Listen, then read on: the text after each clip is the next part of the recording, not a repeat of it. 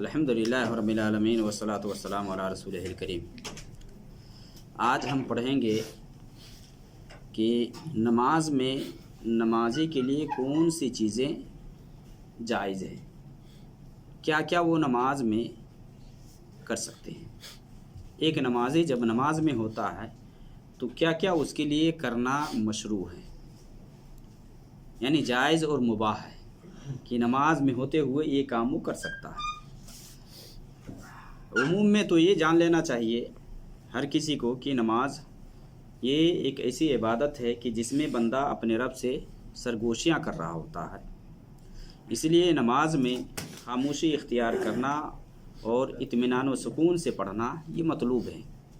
بلا وجہ نماز میں حرکت کرنا یا ادھر ادھر دیکھنا یا وہ کام کرنا جو کہ نماز کے اندر نہیں ہے تو اسے پرہیز کرنا چاہیے، کیونکہ نماز کے اندر خشوع اور خضوع یہ مطلوب ہے۔ اور اللہ رب العالمین نے ایسے لوگوں کی تعریف کی ہے جو لوگ نماز میں خشوع اور خضوع اختیار کرتے ہیں، یعنی اطمینان و سکون سے نماز ادا کرتے ہیں، عاجزی اور انکساری اختیار کرتے ہیں، یہ سب والذین هم فی صلاتہم خاشعون، یعنی قد افلح المؤمنون کہ مومن کامیاب ہو گئے۔ کون مومن؟ الذین هم فی صلاتہم خاشعون، جو اپنی نمازوں میں کیا کرتے ہیں؟ خشوع اختیار کرتے ہیں۔ اور زید بن ارقم کہتے ہیں کہ نبی صلی اللہ علیہ وسلم کے زمانے میں ہم لوگ نماز میں اپنے ساتھی سے بات کر لیا کرتے تھے، یا کوئی مسئلے مسائل کی بات ہے تو وہ بھی نماز میں کر لیتے تھے نبی صلی اللہ علیہ وسلم کے زمانے میں۔ پھر اللہ رب العالمین نے آیت اتارا اور یہ کہا کہ نماز میں خاموشی اختیار کرو، وقوموا للہ قانتین، یعنی با ادب کھڑے ہو جاؤ۔ اور نبی صلی اللہ علیہ وسلم کی حدیث ہے کہ آپ صلی اللہ علیہ وسلم نے فرمایا کہ ان فی الصلاۃ لشغلہ، کہ نماز کی اپنی ایک مصروفیت ہے، نماز میں ایک مصروفیت ہے کہ آدمی جب نماز میں ہوتا ہے تو وہاں کچھ کام کر رہا ہوتا ہے۔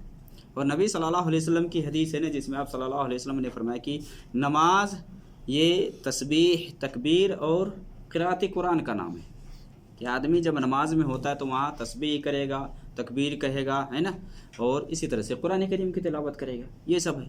تو نماز میں یہ مطلوب ہے کہ بندہ بالکل اطمینان و سکون کے ساتھ اور اللہ کی عبادت کر رہا ہے وہ جانتے ہوئے نماز میں کھڑا ہو، اور ادھر ادھر کی حرکت اور ادھر ادھر کا کام کرنا جو کہ نماز میں نہیں ہے یا نماز میں سے نہیں ہے تو اسے بچنا چاہیے۔ حرکات کے سلسلے میں جائیں گے تو کچھ حرکت تو ایسے ہیں کہ جو نماز کے اندر ہے اس کو کرنا ہے، مان لے رکوع میں جانا ہے، رکوع سے اٹھنا ہے، سجدہ میں جانا ہے، یہ سب حرکت ہے نا، اٹھنا ہے، یہ سب تو نماز کے لیے ہے۔ کچھ ہے جو کہ مباح ہے اور کچھ ایسے بھی ہیں کہ جو کہ درست نہیں ہے، صحیح نہیں ہے۔ نماز میں جب ایک بندہ کھڑا ہوتا ہے تو نماز میں کہا کہ وہ کام جو کہ ایک نمازی کے لیے جائز ہے، یعنی ضرورت پڑ جائے تو ایسا کام وہ کر سکتا ہے۔ میں یہ ان حرکات کے بارے میں یا ان چیزوں کے بارے میں بات نہیں کر رہا ہوں جو کہ نماز کے اندر داخل ہے، جیسا کہ کہا کہ رکوع کرنا، سجدہ جانا، ہے نا، یہ سب کرنا، رکوع سے اٹھنا، یہ سب نماز کے اندر داخل ہے، جو نماز میں سے اصل نہیں ہے، جو اصل نماز میں سے نہیں ہے۔ تو ان میں سے ایک چیز ہے کہ نماز کے لیے چلنا، حرکت کرنا، بوقت ضرورت نماز کے لیے چلنا۔ جیسا کہ مان لے کہ اگلی صف میں جگہ خالی ہے، آپ نیت باندھ لیے ہیں، آپ پچھلی صف میں ہیں، تو پچھلی صف میں ہیں تو آپ کو چاہیے کہ آپ آگے بڑھ جائیں، اگلی صف کو آپ فل کریں، وہاں جا کر کے آپ اس جگہ کو بھریں۔ اسی طرح سے دائیں بائیں اگر کچھ کھسکنے یا حرکت کرنے کی ضرورت پڑ جائے تو آپ کر سکتے ہیں۔ قبلہ میں ہے، جیسا کہ حضرت عائشہ رضی اللہ تعالی عنہا کی حدیث ہے کہ نبی صلی اللہ علیہ وسلم نماز پڑھ رہے تھے اور میں باہر سے آئی، دروازہ کھٹکھٹائی تو نبی صلی اللہ علیہ وسلم آ کر کے دروازہ کھولے، یہ حسن درجہ کی روایت ہے، ابو داؤد وغیرہ کے اندر ہے۔ پھر نبی صلی اللہ علیہ وسلم مصلی پہ چلے گئے، مصلی پہ، یعنی گویا کہ دروازہ اگر سامنے میں ہے، قبلہ میں ہے تو ایسا کیا جا سکتا ہے۔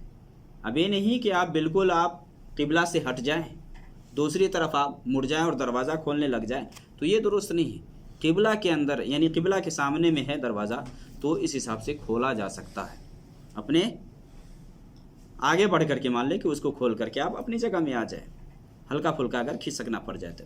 اسی طرح سے اگر دیکھیں کہ کوئی آدمی اگر امامت کروا رہا ہے یا امام بنا ہوا ہے نماز پڑھ رہا ہے، اس کے بغل میں آ کر کے کوئی بائیں جانب میں کھڑا ہو جاتا ہے تو اس کو پکڑ کر کے دائیں جانب میں کیا جا سکتا ہے حالت نماز میں، جیسا کہ عبداللہ ابن عباس رضی اللہ تعالیٰ عنہما کے بارے میں آتا ہے کہ وہ نبی صلی اللہ علیہ وسلم کے ساتھ بائیں جانب جب کھڑے ہو گئے تو نبی صلی اللہ علیہ وسلم نے پیچھے سے پکڑ کر کے اس کو دائیں جانب کر لی۔ تو یہ سب جو حرکت ہے نا یہ سب جائز ہے، یہ مباح ہے۔ یہ ایک نمازی جو نماز میں ہوتا ہے اگر اس طرح کی نوبت آ جائے کہ مان لے جگہ خالی ہے تو ادھر ادھر کچھ کھسکا جا سکتا ہے، ہاں قبلہ کی طرف ہو تو اس سے نماز میں کوئی فرق نہیں پڑے گا۔ اسی طرح سے نماز میں جو جائز ہے وہ یہ ہے کہ ایک نمازی جب نماز میں ہے تو امام اگر غلطی کرتا ہے، امام سے غلطی ہو جائے تو نمازی اس کو سبحان اللہ کہہ کر کے یاد دلائے گا، سبحان اللہ کہے گا، جیسا کہ ابو ہریرہ رضی اللہ تعالیٰ عنہ سے حدیث ہے صحیح بخاری مسلم کے اندر کہ التسبیح للرجال والتصفیق للنساء، کہ مردوں کے لیے سبحان اللہ کہنا ہے اور عورتوں کے لیے تالی بجانا ہے۔ امام سے غلطی ہو رہی ہے، مان لے جہاں تشہد نہیں کرنا تھا وہ تشہد کے لیے بیٹھ گئے ہیں، یا مان لے کہ تشہد کرنا تھا وہ اٹھ گئے تو وہاں وہ آگاہ کرے گا، اگر مرد ہے تو وہ سبحان اللہ کہے گا۔ اب یہاں بہت سارے لوگ کیا کہتے ہیں اللہ اکبر، کیا بولتے ہیں اللہ اکبر، یعنی آگاہ کرنے کے لیے، گویا کہ یہ سنت سے لا علمی سمجھ لے جس کی وجہ سے وہ ہے، ورنہ اللہ اکبر وہاں نہیں بولنا ہے، بلکہ مرد اگر آگاہ کر رہا ہے متنبہ کر رہا ہے امام کو تو وہاں کیا کہے گا سبحان اللہ کہے گا، اور عورت ہے وہ آگاہ کرتی ہے تو وہ تالی بجائے گی۔ تالی کیسے بجائے گی؟ جیسے کہ مان لے بائیں ہاتھ ہے نا، دائیں ہاتھ کی انگلی سے اس پر بعض علماء نے لکھا ہے 2 انگلی سے بائیں ہاتھ کی جو پشت ہے نا اس کے اوپر وہ بجائے گی، اسے امام سمجھ جائے گا۔ تو یہ بھی اتنا یہ جائز ہے، یہ مباح ہے، ایسا کیا جا سکتا ہے۔ اسی طرح سے نماز میں اگر ایک نمازی کے سامنے میں مان لے کہ بچھو آ جائے یا سانپ آ جائے تو اس سے مار سکتا ہے ایک نمازی، یہ جائز ہے۔ جیسا کہ نبی صلی اللہ علیہ وسلم کی حدیث آپ صلی اللہ علیہ وسلم نے فرمایا کہ اقتلوا الاسودین فی الصلاۃ الحیۃ والعقرب، کہ آپ صلی اللہ علیہ وسلم نے فرمایا کہ نماز میں بچھو یعنی 2 کالے جانور کو مارو، اسودین کا لفظ ہے یعنی 2 کالے، یعنی بچھو اور سانپ۔ اس کا مطلب یہ نہیں کہ دوسرے کلر کا ہے تو نہیں مار سکتے، کوئی بھی ہے اس کو مارا جا سکتا ہے، کیونکہ یہ موذی ہے اور موذی جانور کو نماز میں مارا جا سکتا ہے، یہ جائز ہے، اور اس کے مارنے میں جو حرکت ہو جائے تو نماز میں اس سے کوئی فرق نہیں پڑے گا، نماز ہو جائے گی۔ یہ بھی ایک چیز ہے کہ ایک نمازی نماز میں ایسا کر سکتا ہے۔ اسی طرح سے نماز میں جو کرنے کے بارے میں آیا ہے کہ مان لے اگر کوئی بچہ کو گود میں اٹھا کر کے نماز پڑھتا ہے تو نماز پڑھ سکتا ہے، یا مان لے کاندھے کے اوپر بچہ کو رکھ کر کے نماز پڑھ رہا ہے تو پڑھ سکتا ہے، نماز اس کی ہو جائے گی۔ یہ اور بات ہے کہ ہاں بچہ کو پہلے دیکھ لینا چاہیے کہ وہ نجاست سے پاک ہو، نجاست وغیرہ نہ لگے ہو اس کے جسم کے اندر، ورنہ بچہ اگر ہے بچہ کو گود میں لے کر کے کوئی نماز پڑھتا ہے یا کاندھے پر رکھ کر کے نماز پڑھتا ہے تو نماز ہو جائے گی۔ جیسا کہ نبی صلی اللہ علیہ وسلم کے بارے میں ابو قتادہ رضی اللہ تعالیٰ عنہ روایت کرتے ہیں کہ کان رسول اللہ صلی اللہ علیہ وسلم یصلی وہو حامل امامۃ بنت زینب، کہ نبی صلی اللہ علیہ وسلم نماز پڑھ رہے تھے اور اپنی نواسی زینب کی جو بیٹی تھی نا اس کو آپ اٹھائے ہوئے تھے۔ جب آپ رکوع میں جاتے یا سجدے میں جاتے فَإِذَا سَجَدَ وَضَعَهَا، جب سجدے میں جاتے تو نیچے اتار دیتے، وَإِذَا قَامَ حَمَلَهَا، اور جب کھڑے ہوتے تو اٹھا لیتے، یعنی گویا کہ یہ حرکت اتنا جائز ہے، کیا جا سکتا ہے۔ بچہ یا مان لے کہ بچہ، بہت ساری مائیں ہیں جو نماز پڑھتی رہتی ہے، بچے روتے رہتے ہیں تو اس کو ایسے قریب کر سکتی ہیں وہ لے کر کے، ہاں قبلہ سے منحرف نہ ہو، یہ سب اتنا حرکت، یا مان لے کے سامنے میں کھلونا ہے اس کے طرف دیا جا سکتا ہے، یہ سب جائز ہے، اتنا حرکت یہ سب کیا جا سکتا ہے نماز میں۔ اس میں کرنے میں کوئی حرج کی بات نہیں تھی. یہاں نبی صلی اللہ علیہ وسلم اپنی نواسی کو اٹھا کر کے نماز پڑھتے اور جب سجدے میں جاتے تو رکھ دیتے اور جب سجدے سے اٹھتے تو آپ اٹھا لیتے تھے.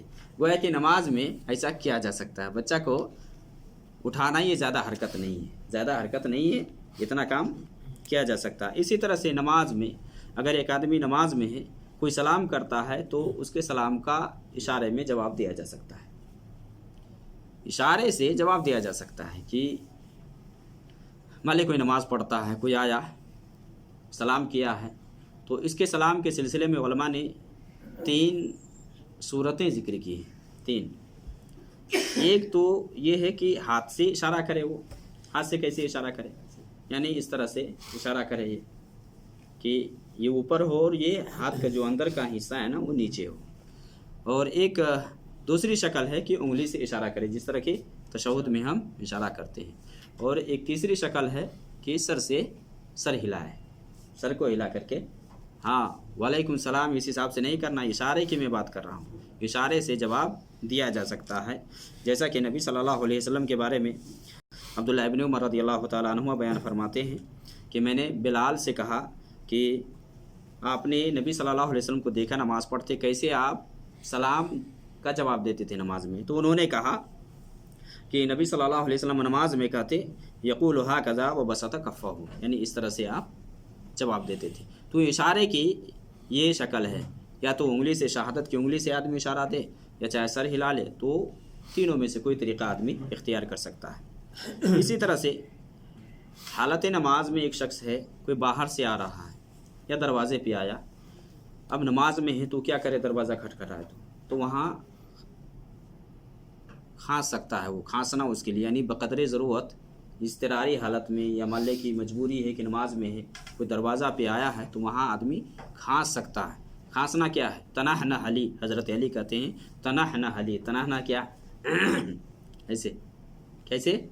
تاکہ پتہ چل جائے کہ اندر میں ہے, مشغول ہے یہ. تو حضرت علی رضی اللہ تعالیٰ عنہ کہتے ہیں کہ نبی صلی اللہ علیہ وسلم کے پاس جب میں جاتا اور آپ جب نماز میں ہوتے تو آپ کھنگھارتے, آپ وہاں کھانستے. اس سے یہ پتہ چلا کہ اگر حالت نماز میں ہے, ایسی صورت میں اگر کوئی آ جاتا ہے تو باہر والے کو آگاہ کرنے کے لیے آدمی اس طرح سے کھنگھار سکتا ہے یا مان لے کہ کھانس سکتا ہے. تو اس کو کیا کہا جاتا ہے؟ کیا نام ہے؟ یہ جائز ہے, نماز کے اندر ایسا کیا جا سکتا ہے. تنحنح علی, جیسے کیسے کہا؟ اس طرح سے اتنا, یعنی حلق میں آواز نکالنا. اور نماز میں ایک چیز یہ بھی ہے کہ نماز میں اگر آدمی ہے نماز میں, تو نماز میں اگر مان لے رو رہا ہے, سجدے کی حالت میں بھی ہے, تو جائز ہے, ایسا کر سکتا ہے.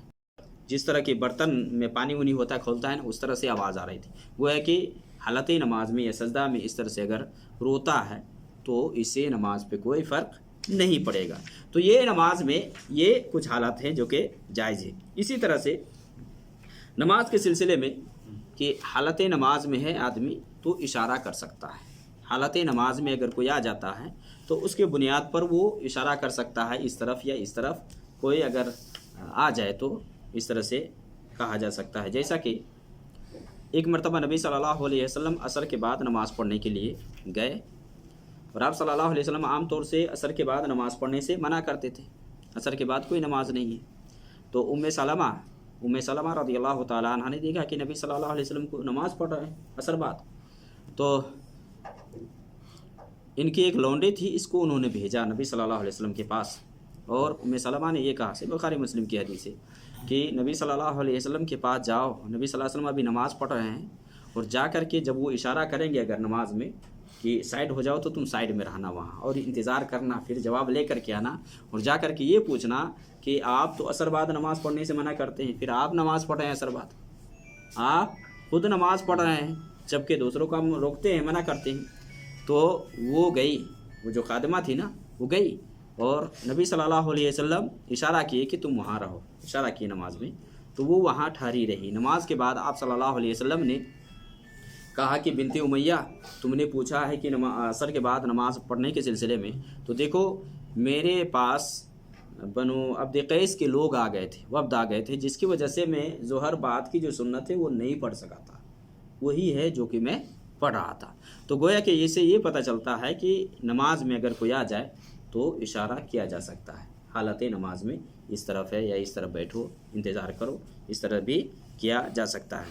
اسی طرح سے نماز میں اگر ایک شخص ہے اور اس کے سامنے میں سترہ ہے، سترہ رکھ کر کے، کیونکہ نمازی کو چاہیے کہ جب وہ نماز پڑھتا ہے تو سامنے میں سترہ رکھے، سترہ جس طرح کی کجاوے یعنی اونٹ وغیرہ پہ جو بیٹھتے ہیں نا، جو پیچھے جو پلان ہوتا ہے نا اس کے برابر میں، یعنی ہاں وہ رکھ کر کے، یعنی کم سے کم آدمی اونچائی میں رکھے، اونچائی میں نہیں، اونچائی میں، جس کو سترہ کہا جاتا ہے۔ اور سترہ کی بڑی اہمیت ہے، بہت سارے لوگ بغیر سترہ کے نماز پڑھتے ہیں۔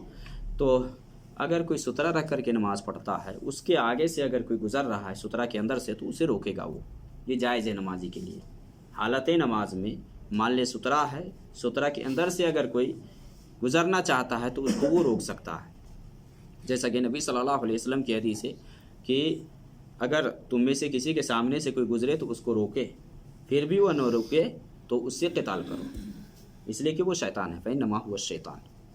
اب قتال کا مطلب یہ نہیں ہے کہ آپ فائٹنگ کرنے لگے، وہاں مطلب یہ ہے کہ آپ زور سے دھکا دیں اس کو تاکہ وہ باز آ جائے اسے۔ مان لے کہ نرمی سے آپ سمجھا رہے ہیں، نرمی سے روکے ہیں، نہیں رکتا ہے تو آپ زور سے اس کو دھکا دے سکتے ہیں، یہ مراد ہے۔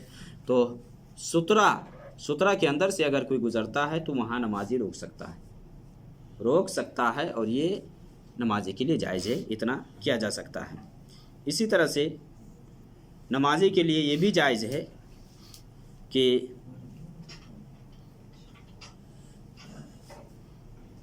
نماز کے اندر بقدر ضرورت دائیں یا بائیں التفات کیا جا سکتا ہے، بقدر ضرورت۔ جیسا کہ نبی صلی اللہ علیہ وسلم نماز پڑھا رہے تھے اور آپ صلی اللہ علیہ وسلم بیمار تھے، تو صحابہ کھڑے ہو کر کے نماز پڑھ رہے تھے، تو نبی صلی اللہ علیہ وسلم نے دیکھا کہ ہاں یہ بھی بیان کرتے ہیں کہ آپ صلی اللہ علیہ وسلم کا چہرہ گردن سے پیچھے نہیں گیا، ایسے ہے نا، تو دیکھے کہ یہ لوگ کھڑے ہو کر کے نماز پڑھ رہے، تو آپ نے اشارہ کیا کہ بیٹھ جاؤ۔ تو یہ سب کچھ حالات ہیں کہ نماز میں کیا جا سکتا ہے، ضرورت پڑ جائے تو اتنا یہ سب کرنا جائز ہے اور کرنے میں حرج کی بات نہیں ہے۔ اسی طرح سے نماز میں اگر ایک شخص ہے، اس کو مان لے کہ بلغم آ جائے، تھوک آ جائے، تو آدمی دائیں نہیں تھوکے گا، سامنے نہیں تھوکے گا، بلکہ بائیں تھوکے گا۔